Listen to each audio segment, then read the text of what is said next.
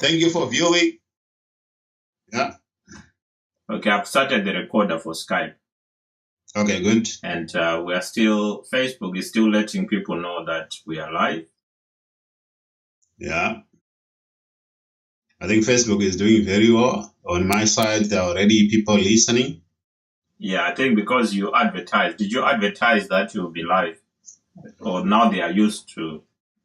They're used to. I didn't advertise. You didn't advertise. That's good. I mean, if you continue to... I can see Shua from South Africa. Shua, how are you? Say hello to Dr. Shua. He's a good friend of mine. Yeah. Yeah, so if you can... We still have 30 seconds. Let's give... because we said we started past, so we've got 30 seconds to go. Okay, in case someone is rushing to come and watch. Yeah, so all viewers out there, we are starting exactly at 9:30. So we've got about 20 seconds to go. Chiratidzo, how are you, Chiratidzo? I can see Chiratidzo from Republic of Ireland. We have gone global. Professor Mapondera, there from South Africa. How are you? It's all good. I think we can start now, Elliot Faber. Indeed, yes. Right, so today, good evening viewers on my Facebook page and also on Elliot Faber's Facebook profile. We are recording this live on Facebook, but we're also recording on Skype. Okay, we're using a software called Call Recorder, and we're recording this so that we can post it later on both on Facebook and also on YouTube. Okay, so today we're looking at social justice and food security, a United Nations global challenge by Elliot Faber. This is a book we have been reviewing for the past 2 weeks, and this is the third week. And in the third week, we're on chapter 3. And chapter 3 is about ecosystems and human well-being. So Elliot will be looking at how the natural ecosystem and human well-being are related. Okay, so Elliot, would you like to go ahead and start talking about chapter 3? Indeed, in chapter 3, I was looking at the ecosystem. Here, ecosystem are looking at the interconnection between the organisms and the environment, with the very specific to human beings. I think, firstly, I looked at it from a global perspective, in the sense that they've been, of late, for the past 20 years or so, there've been a migration of people from rural to urban areas, hence increasing pressure within urban areas in terms of infrastructure and services. And this is well defined and well pronounced, especially from developing world. We can actually relate this to Zimbabwe as well. So yes, and we've seen also as population grows, there've been demand for land in terms of agriculture, in terms of urbanization, for example.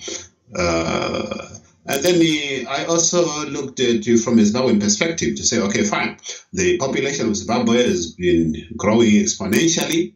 And, for example, what is the position, especially of policymakers, in terms of planning to meet the needs and demands of the population? I can just give you an example. For example, in 1955, there was 3 million people in Zimbabwe.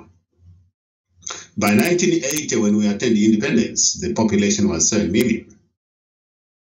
And the last I remember Dynamos used to be called 7 million at one point. Indeed, and that reflects the 1980 figure. And I suppose it's they are still calling it 7 million by Zimbabwean standard. Yeah. I mean, the population has moved. And the last census was in 2010. And 2010, the population of Zimbabwe was 13 million. Again, we are no longer, although we have seen that in terms of the government, they are still using the population figure of 13 million. Yeah. We are by no means a static population because our growth rate annually is 2.3%. Okay. In 2017, it is projected that the population of Zimbabwe is now 16.5 million. Okay. And then if we look further, going beyond the 2017, the population of Zimbabwe in 2025 is expected to reach 19 million. 19 million.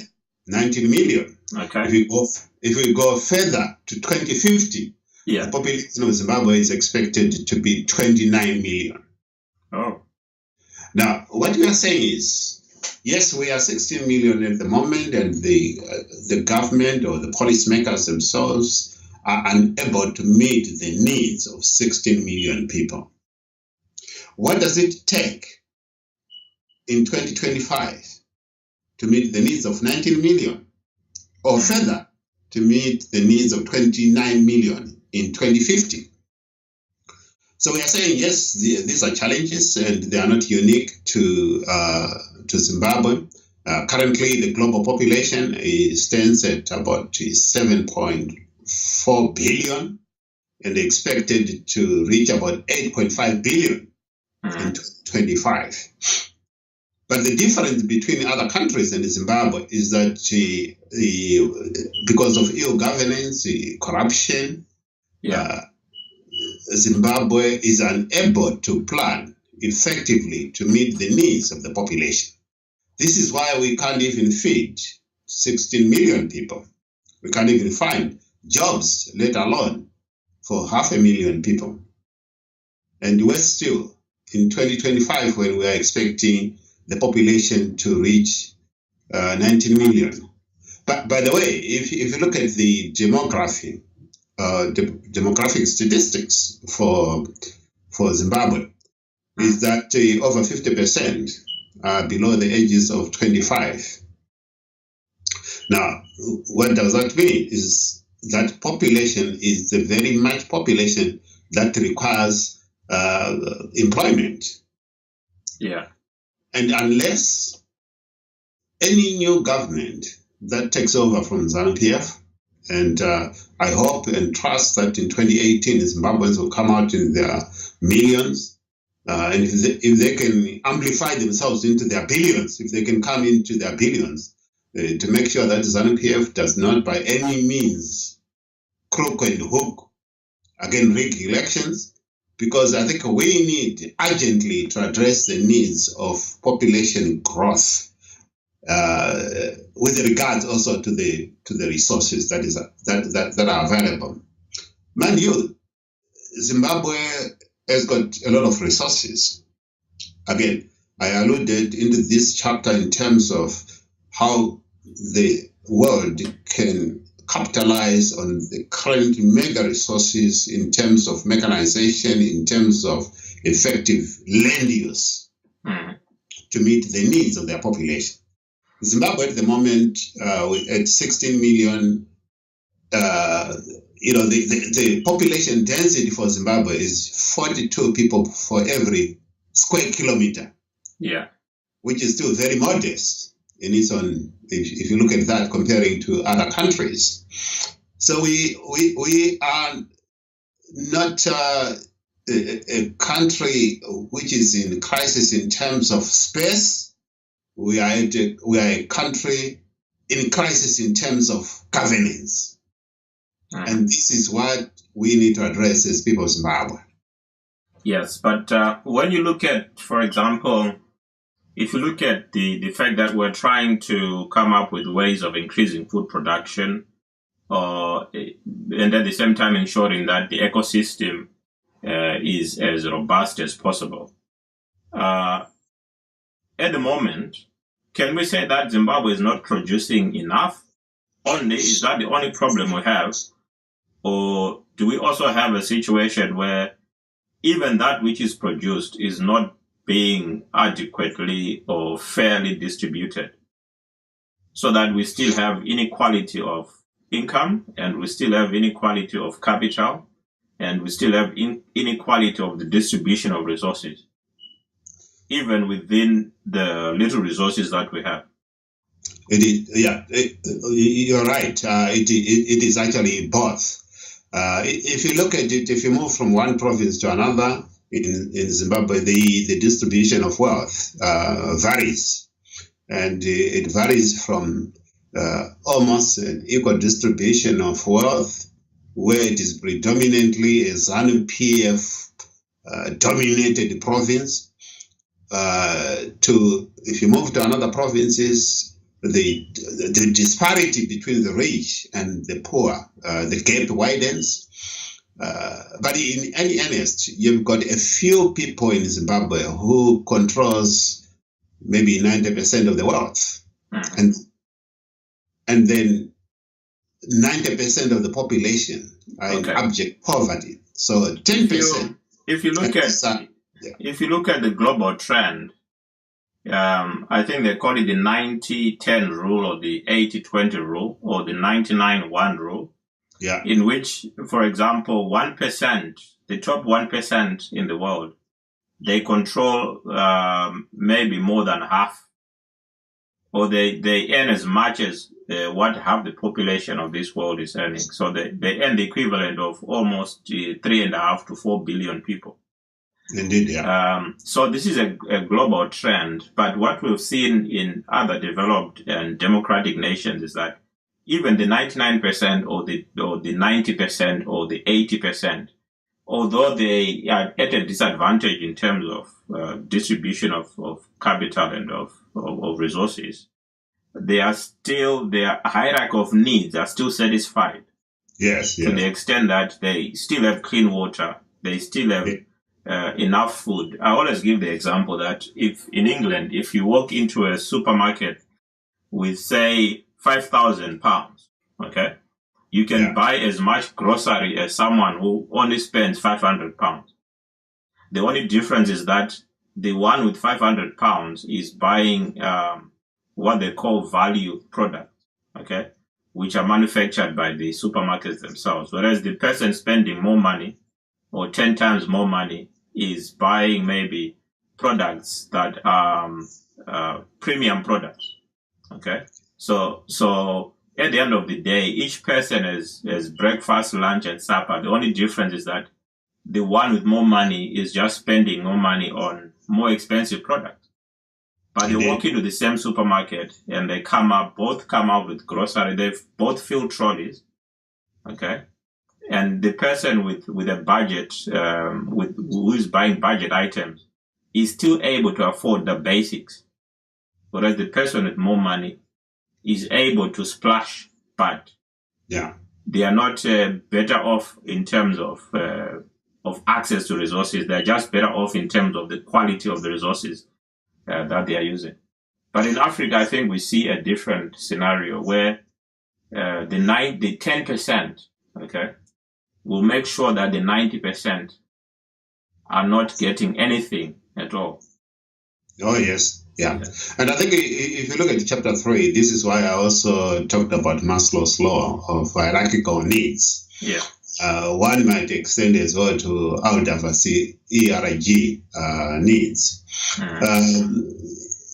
In most countries, the developed world, the physiological needs are met.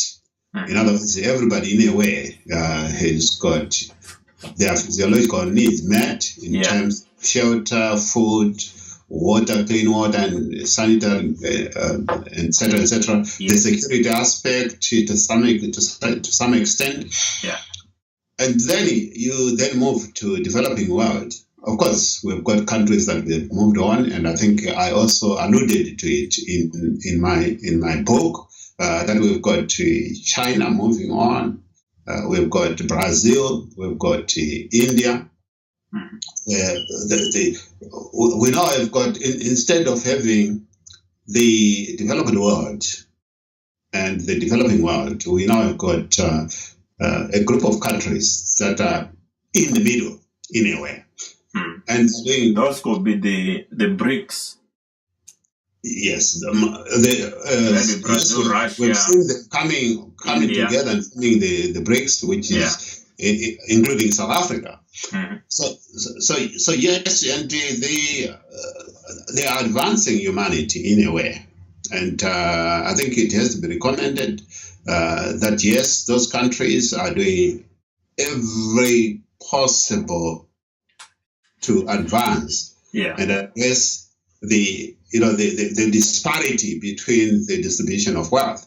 And again, mind you, this is also enshrined in the SDGs, Sustainable Development Goals for UN, in terms that every nation must endeavor to close the gap between the poor and the rich.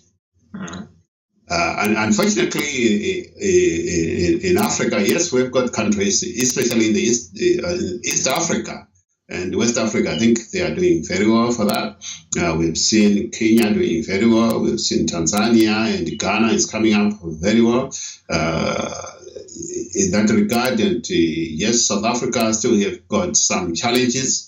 Mozambique, again, doing very well. Zambia. All countries neighboring Zimbabwe at the moment are doing very well. And unfortunately, Zimbabwe doesn't seem even to learn from its neighbors. Zimbabwe does not even need to fly to find case studies in far afield. All they need is to cross the border to Mozambique, to Zambia, to Botswana, to South Africa, and even of late to Malawi. And I think we can probably we'll delve into that when I'll be looking at the sort of the net cast of people who are following our program. We then can bring in those countries, and people out there might be interested to see that yes, in this live broadcast.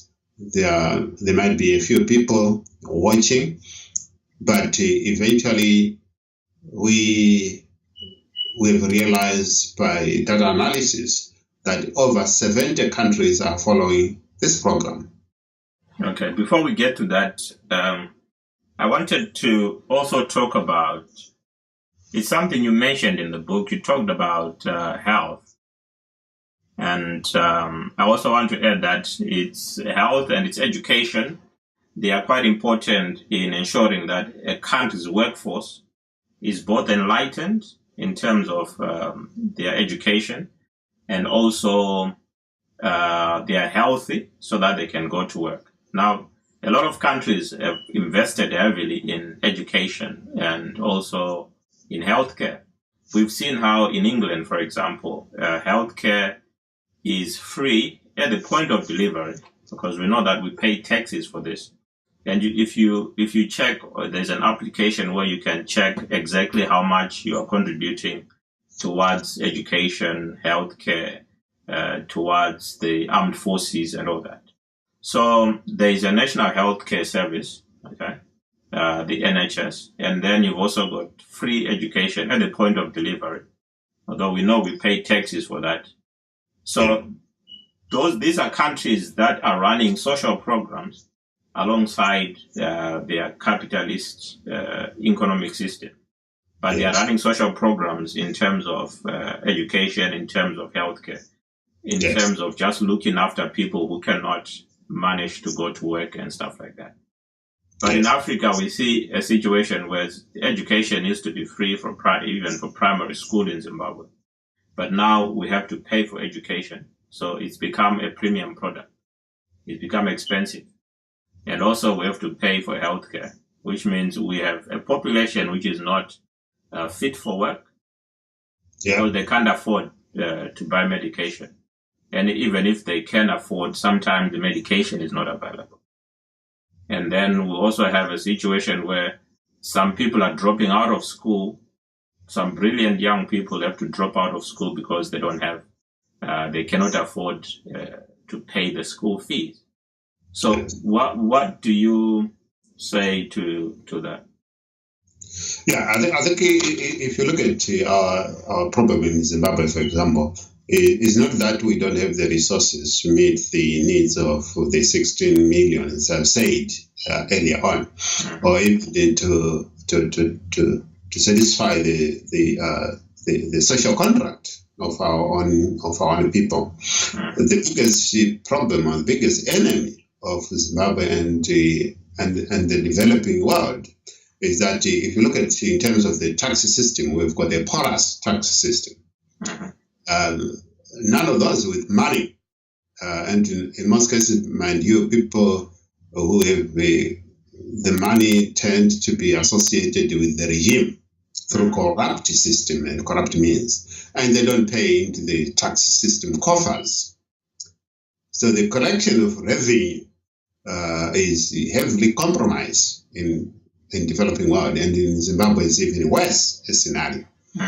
And given the situation that I heard that there are privileged people who can just go to the Zimbra offices at the borders and get whatever they want there. Yeah, and you've got this system of where people say, "Well, I'm connected to so and so, so I don't have to pay tax." Yeah.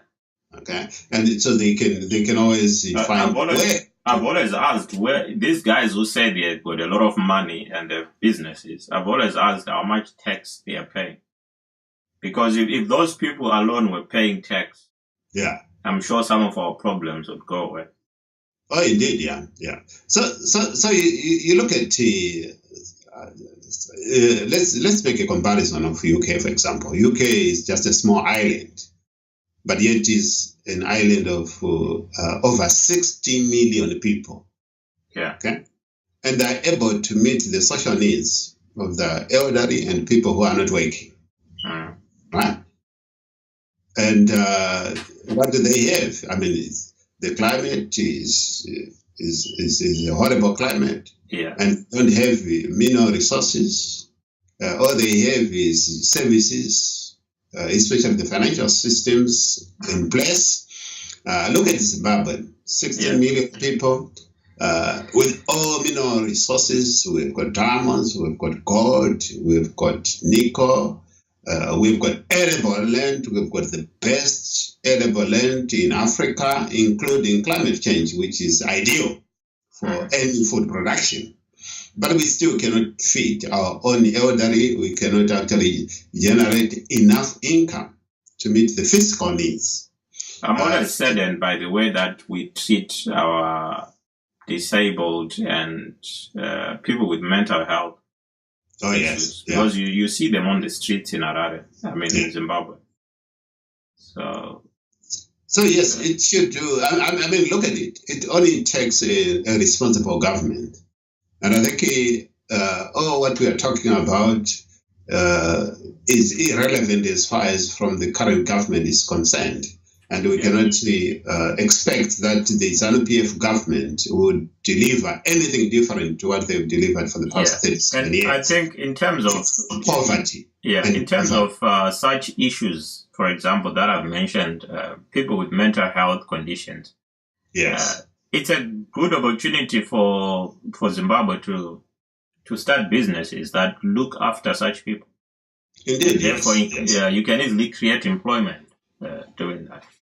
Because most of those issues that we have are opportunities for something, for starting startups that can solve most of those problems and create employment in the same way.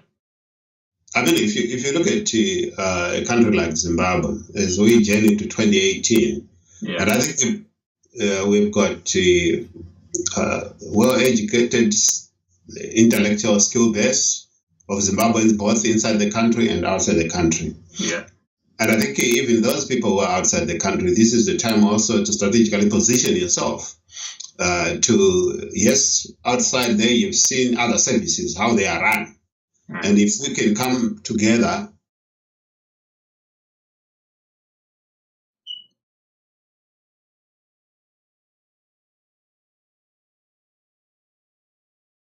Okay. Skype is frozen a little bit. And so, are you back? That are investor friendly.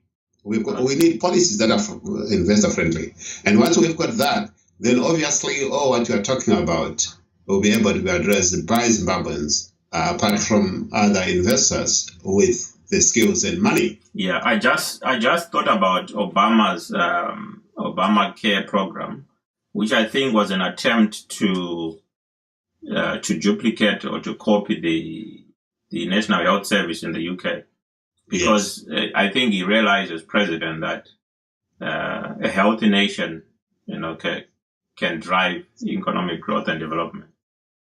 Yes. So coming up with because they pay for healthcare, so if you can get insurance companies running affordable care, then you can get a lot of people who are working, able to access healthcare services, and therefore be more productive as workers. Yeah, and look at it. Of course, we know the current situation even in the USA, isn't it? That the first thing that Donald Trump did when he got into power is that he's going to repeal that Obamacare bill, and apparently the alternative is very expensive for the elderly. I think it's upwards of 400% increments in healthcare contributions, which is quite prohibitive. Yeah, but when you look at these other countries, yes, they call themselves a developed world, but they thrive on the inequalities between the have and the have-nots. Mm. And they want to sustain the status quo. This is why you've got the conservative, and we've got the liberals, we've got the Labour and Democrats. The Democrats will come in there and they want to redistribute the wealth. And normally they are given a term or two terms to try to distribute the wealth.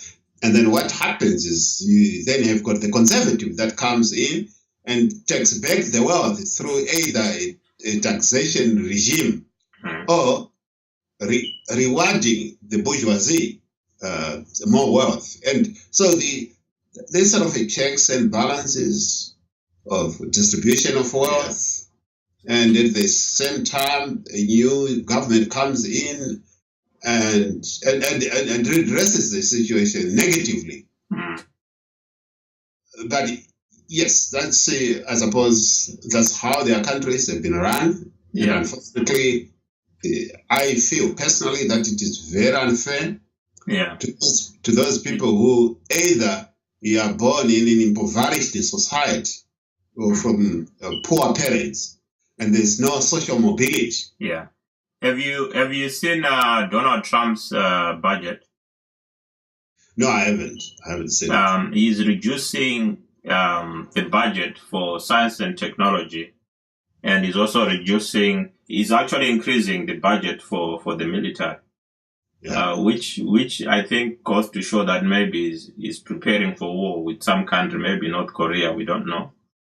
But what I want to say is what the West has always done is it has either used aggression or it has used science and technology, to boost their economies. So if you look at the Industrial Revolution and the Agricultural Revolution, and of course the Information Technology Revolution that we're experiencing now, they've always used these to prop up their economies. But at the same time, they also use war. Yeah. Because war is an easy way to go in and get resources for nothing. So if you're looking at Trump, I think he knows that even if he reduces funding for science and technology, the true scientists will continue working in the background, even with limited resources. But at the same time, he knows that an incoming president can reverse that and put it back and put America back on the science and technology leadership scale. Yeah, and if you look at the technology, technology... And that's what's missing. I think what's missing in Africa is that we're not harnessing information technology, we're not harnessing science and technology to inform how we run or how we provide drivers for economic growth. Oh, indeed, yes. But again, you also have to be very careful that when we talk about technology, We don't talk about technology in isolation. We talk of technology in application. So when the so-called developed world decided to put an increased budget for defense. Mind you, these are the very people that have got industries that manufactures guns and so they are using military technology. Yeah, so yes, and they are using technology, but unfortunately, this technology is not to enhance the well-being of human beings, but instead to decapitate. So yes, you've got that situation. They might argue that, well, we are using technology, and of course, yes, and they want to. In most cases, they want to test those guns and their weaponry technology. And the best way to do it is to test it on the developing world. Okay, I think we need to think about wrapping up. It's been half an hour. Yeah, sure. A lot of people have expressed concern that sometimes we go for too long. Yeah. So we appreciate the time that you are spending with us, viewers, and we will not waste a lot of your time. It was chapter 3 we were looking at, but Elliot, you wanted to talk about the global reach of this, because after we finish here, we're going to post on our YouTube channels. And yes. Elliot has been looking at the statistics, and do you want to give us a breakdown of what you have discovered? Oh, yes, indeed. Yeah, firstly, I would like to thank our viewers who have sort of religiously joined us every Sunday this time around. But again, about yesterday, I was doing data crunching, data analysis, trying to find as to how many people sort of follow this program and how widespread are they. And we were both a bit Yeah, carry on. Yeah, I'm looking for comments. Surprised with the popularity of this program. Firstly, for the past 4 weeks, yeah, over 250,000 people has followed us. Yeah. And also spanning about over 70 countries. Mm-hmm. I'll just mention the top 5. Yeah.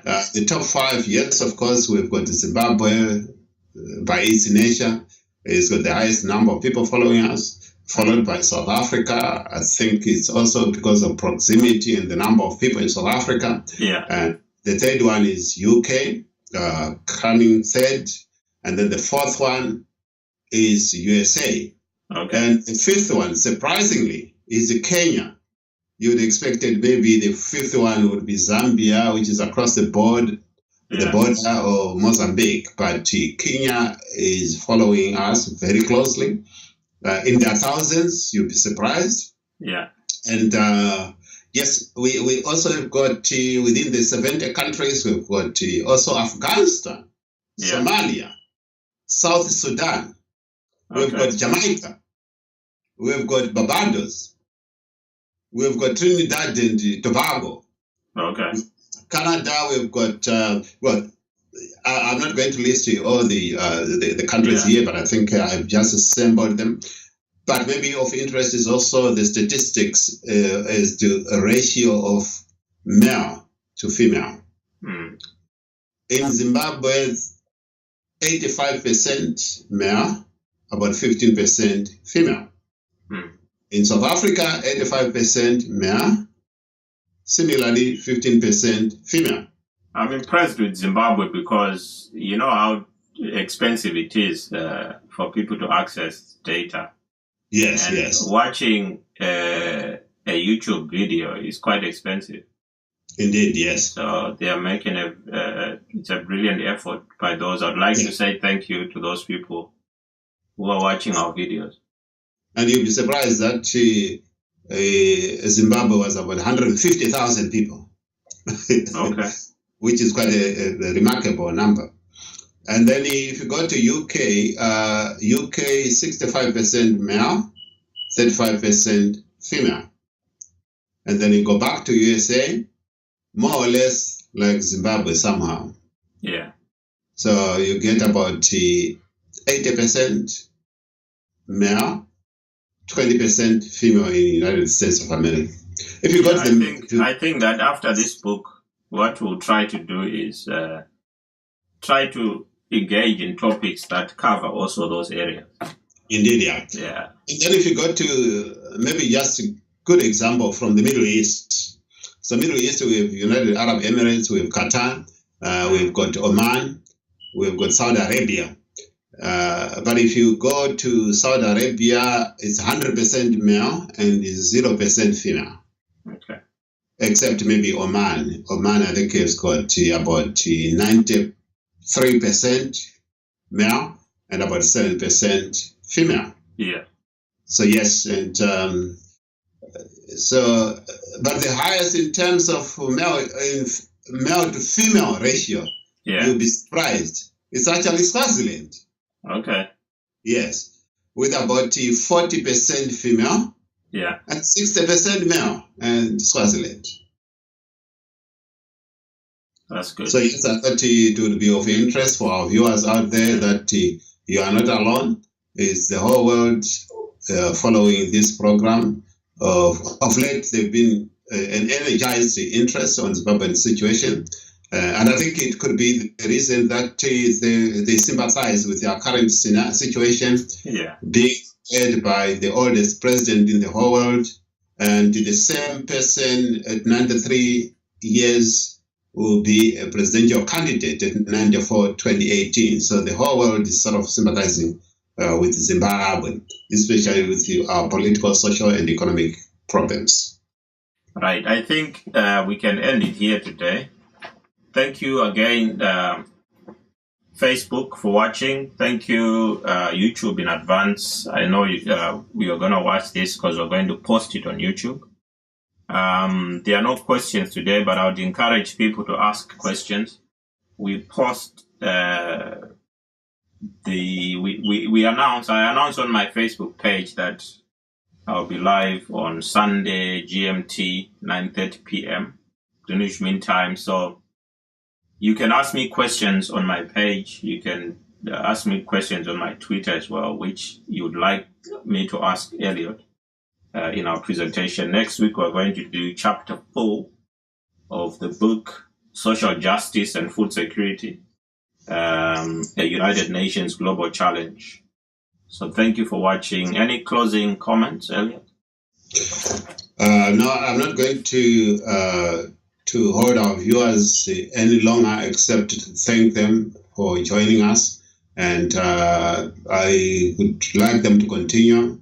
And we are here to also discuss both political, social, and economic issues. But if they've got questions, they can actually send us questions, which we can also incorporate in our discussions. And I thank them very dearly. Okay. Thank you very much. Okay. My pleasure.